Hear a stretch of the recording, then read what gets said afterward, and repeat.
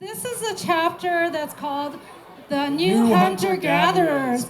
And just to set it up for you a little bit, this particular scene takes place on Valentine's Day, a very cold Valentine's Day. Do you want to explain why it's These cold? women are by themselves talking about men. Now, they're not by themselves because no men want them. They're by themselves because they have very high standards, and you'll hear their standards now.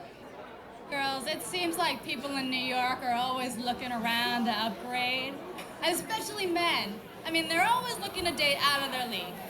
You mean like upgrading from coach to first class? What's wrong with that? Well, the other day I was at the Harvard Club's annual beer fest, and this old guy comes up to me, and he is like at least 80 years old, right? And he's talking to me, and then suddenly it becomes really obvious he is trying to pick me up. You can't blame a guy for trying. You know I love dirty old men. They know how to treat a lady, right? Big spender. No, I am angry. I mean, how could this guy think that he had any chance with me? He is 80 years old. That is insulting, all right? He is looking at me like he is starving with desperation, like he's looking in this bakery window, and I am the most decadent cake in the window. So he finds you attractive. Isn't that a good thing? No, you aren't getting it. I am talking about leagues. Leagues, okay? And men and women are guilty. They're both guilty about it. There are 8s out there who are always trying to get 9s, and all the 9s, they all want 10s. Then there are some 6s and below who all want 9s and 10s. I'm talking about being realistic, okay?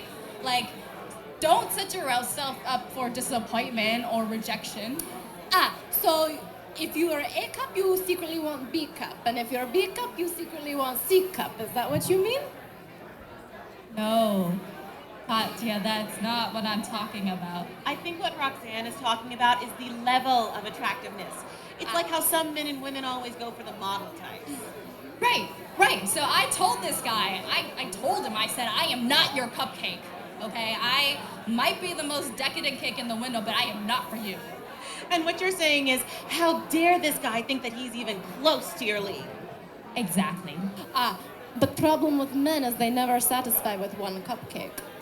Are you saying that either everyone is trying to date out of his or her league, or that no one is ever satisfied with who they're with? That's a pretty sad state of affairs. Remind me not to talk to either of you whenever I'm depressed about my dating. But in New York, I think there's so many men and women, so many options. Everyone looking to upgrade. And the grass is always greener on the other side. If people are married, then they wish they were single, and people who are single want to get married. Listen, ladies, I'm going to give you the best advice you've ever heard. There is nothing wrong with dirty old men.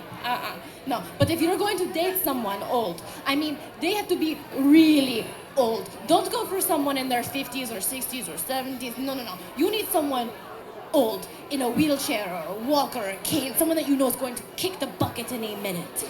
I mean, if you go for someone younger, there might still be some juice left in his tank, you know? He might want some action every once in a while, but no.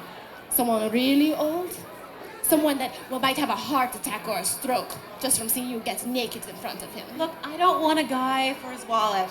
I want a man with a hard dick and a strong sex drive. But too many guys are umala.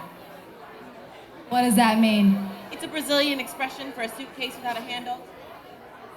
I guess the closest analogy is a drag. The guy's a drag, like a suitcase without a handle. O cara y un coitado. The guy is a loser. He doesn't get the job done or know how to satisfy a woman. Those guys, they should just have a big letter L tattooed onto their forehead as a warning to all women everywhere. Only thing tattooed on guy's forehead should be how good he is in bed. You know it.